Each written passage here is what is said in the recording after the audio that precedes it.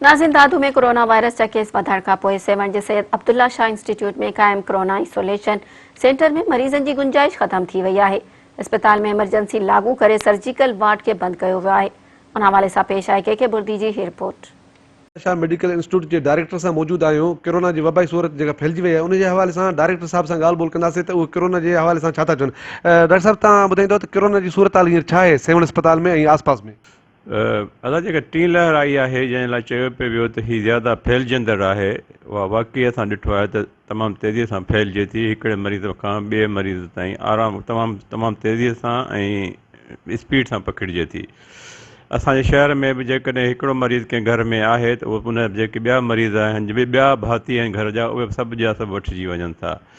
गुज़िश्ता हफ़्ते जी जेके रिज़ल्ट खे ॾिसूं त जेके असां वटि सैंपल थियनि पिया, ऑलमोस्ट 50% खां वधीक पॉज़िटिव पिया अचनि मुख़्तलिफ़ शहरनि जा, हिकिड़े शहर जा न। उन में दादू सर फ़हरिस्त आहे, सेवण आहे, नौशहरो आहे, मुख़्तलिफ़ ज़िलनि जा माण्हू आहिनि। उहो प्रिविलेंस रेशियो जेको पॉज़िटिविटी रेशियो अॻु में 4-5% हूंदो हुओ, उहो हाणे 30 खां मथे चढ़ी वियो आहे। इन मां अंदाज़ो लॻाए सघिजे थो त बीमारी केतिरी शदीद आहे ऐं केतिरो तेज़ीअ सां पकिड़िजे थी। ऑक्सीजन जी अलहमदिल्ला खोट असांखे कोन थी आहे। जो असां वटि 2 सोर्सिस आहिनि ऑक्सीजन जूं।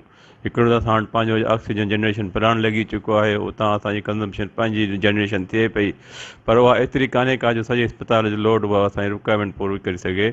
उन करे असां हैदराबाद मां बि घुराईंदा आहियूं, सिलेंडर घुराईंदा आहियूं। त जिते अॻे एवरेज 60 सिलेंडर इस्तेमालु थींदा हुआ, त हाणे खपत एतिरी वधी वई आहे जो 100 ताईं सिलेंडर डेली इस्तेमालु थियनि था।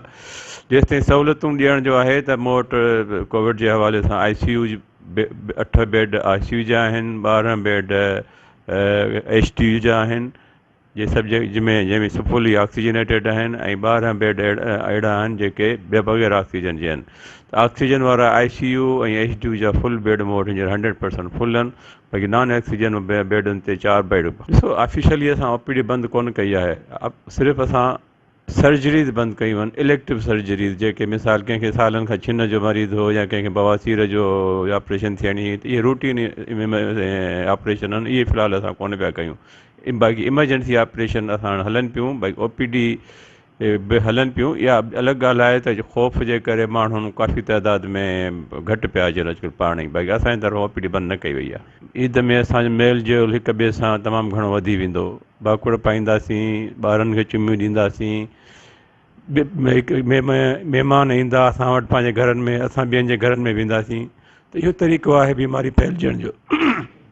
सॉरी, त पैगाम इहो ई आहे त जेके सरकार SOPs ते ख़ासि करे ईद लाइ जेका गाइडलाइन इशू कई आहे, उन ते जेकॾहिं असीं अमल कंदासीं त पोइ बीमारी वधीक फैलिजण खां बची सघंदी। पर जेकर ईअं न कयोसीं, हमेशह वांगुरु पंहिंजे रिवायती तरीक़े सां ईद मल्हाईंदासीं, पोइ त सिचुएशन अलाह साईं कंट्रोल करे, बाक़ी माण्हू जे वस जी यादि न हूंदी।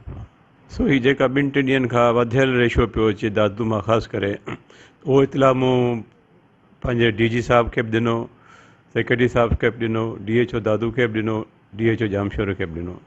ऐं जेको दादू डॉक्टरनि जो हिकिड़ो ग्रुप ठहियलु आहे, WhatsApp ग्रुप ठहियलु आहे, उन में बि उहो मैसेज मूं छॾियो त केसिस दादू शहर मां या दादू ज़िले मां तमामु घणा पिया अचनि असां वटि।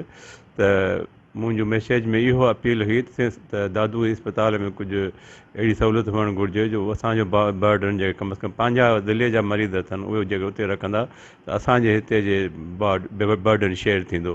त मुंहिंजे हिन ऑडियो मैसेज जो तमामु घणो नोटिस वरितो वियो आहे, वरी वाह वांगुरु फैलिजी वियो आहे।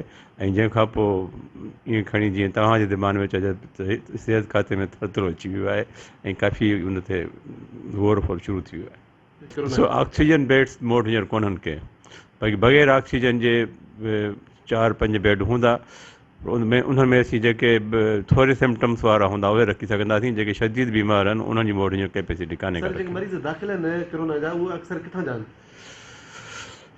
ज़्यादातर दादू ज़िले जा आहिनि, ॿिए नंबर ते सेवण तालुके जा आहिनि, ऐं पोइ 3 नंबर ते नौशहर फिरोज ज़िले जा। पोजीशन असां हिते जॾहिं पहुतासीं न त ॾाढी क्रिटिकल हुई, ऑक्सीजन सेचुरेशन तमामु डाउन हुई। पोइ उन्हनि असांखे हिकु ॾींहुं वार्ड में रखियो, बहितरी कोशिशि कई पर हुते कमु न थियो। पोइ असां हिते रेफर थी आयासीं त जीअं 3 ॾींहं हाणे कुझु बहितर आहे अलहमदिल्ला। सहूलियतूं कीअं हिते सुठियूं आहिनि अलहमदिल्ला, सुठी। तव्हां मुतमिन आहियो?